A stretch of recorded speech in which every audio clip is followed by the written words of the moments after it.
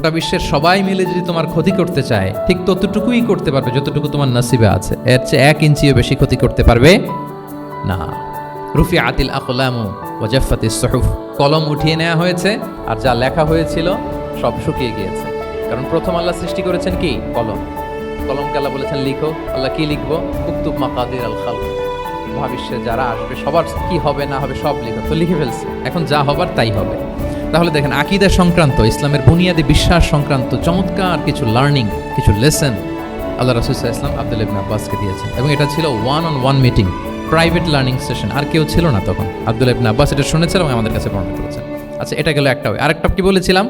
একটা তো private learning session, আরেকটা কি পাবলিক লার্নিং সেশন। ওইটা একা একা না, হয়তো অনেক সাহাবী একসাথে আছে, তাদেরকে কিছু বলছেন বা শেখাচ্ছেন। অথবা হিউজ কংগ্রেগেশন, অনেক বড় গ্যাদারিং। লেটসে মসজিদে নববীতে তিনি যে খুতবাগুলো দিয়েছেন, প্রায় 10 বছর তো তিনি খতিব ছিলেন, এই যতগুলো খুতবা দিয়েছেন এটা অফকোর্স কি পাবলিক লার্নিং সেশন। বিভিন্ন প্রেক্ষাপটে জনপরিসরে দেয়া রাসূল সাল্লাল্লাহু আলাইহি ওয়াসাল্লামের যে শিক্ষামূলক বক্তব্যগুলো, এগুলো পাবলিক লার্নিং সেশন। বিদায় হজের ভাষণ বিশাল এক কংগ্রেগেশনের সামনে তিনি অ্যাড্রেস করেছিলেন, ওটা কি ছিল? Public learning session. তাহলে সেখানের পদ্ধতিটা বেসিকলি 2 ধরনের, একটা ছিল প্রাইভেট লার্নিং সেশন আর একটা পাবলিক লার্নিং সেশন। আচ্ছা, এই তো, লেটস মুভ অন। এবার আমরা চলে যাব যে তিনি যেসব শিখন পদ্ধতি অবলম্বন করতেন, শেখানোর ক্ষেত্রে কি কি মিনস, কি কি ওয়ে তিনি অবলম্বন করতেন, সেগুলো আমরা শেয়ার করি। অনেকগুলো মিনস তিনি ইউজ করতেন, অনেকভাবে তিনি পাঠদান করতেন, সাহাবাদেরকে শিক্ষা দিতেন। এর মধ্যে অন্যতম একটা মাধ্যম হচ্ছে তিনি সাহাবাদেরকে কোশ্চেন করতেন। কোশ্চেন করে সঠিক উত্তর পেলে তিনি উৎসাহ দিতেন খুব। মনে রাখতে হবে রাসূল সাল্লাল্লাহু আলাইহি ওয়াসাল্লামের শিক্ষাটা বেসিকলি ছিল Q&A বেসড। সামনে আমরা ইন ডেপথ যখন আরো ঢুকবো, basically oral based, oral session ছিল, মুখে মুখে। কারণ আমাদের মতো তো এত কাগজ কলম ছিল না। এখন যেমনি আপনাদেরকে হোমওয়ার্ক দেয়, অ্যাসাইনমেন্ট দেয়, এগুলো ছিল নাকি তখন? রাসূল সাল্লাল্লাহু আলাইহি ওয়াসাল্লামের সময় অ্যাসাইনমেন্ট দেওয়ার রীতি ছিল? বলেন, আপনাদের অ্যাসাইনমেন্ট দেয় স্যাররা? হ্যাঁ, তো এই যে এখন স্যাররা হোমওয়ার্ক দেন, কাজ দেন, অ্যাসাইনমেন্ট দেন, এটা তো ওই সময় ছিল না। ফলে এটা রাসূল সাল্লাল্লাহু আলাইহি ওয়াসাল্লামের পাঠদান পদ্ধতিটা বেসিকলি ছিল Q&A বেসড, প্রশ্নোত্তর পর্ব। সাহাবারা জিজ্ঞেস করতেন, না জানলে রাসূল সাল্লাল্লাহু আলাইহি ওয়াসাল্লাম আবার জিজ্ঞেস করতেন, দেখি ওরা জানে কিনা। এরকম অনেকভাবে তিনি শেখাতেন, আমরা সামনের দিকে আরও দেখব।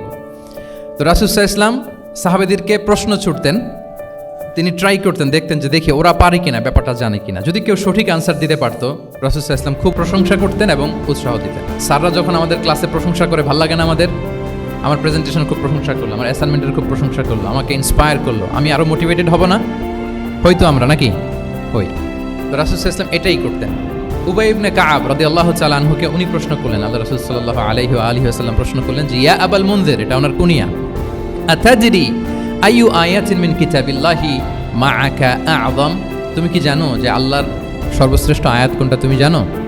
তখন উবাই ইবনে কাআব রাদিয়াল্লাহু তাআলা আনহু বললেন যে, আল্লাহু লা ইলাহা ইল্লা হুয়াল হাইয়ুল কাইয়্যুম, মানে আয়াতুল কুরসি। এটা কোন আয়াত?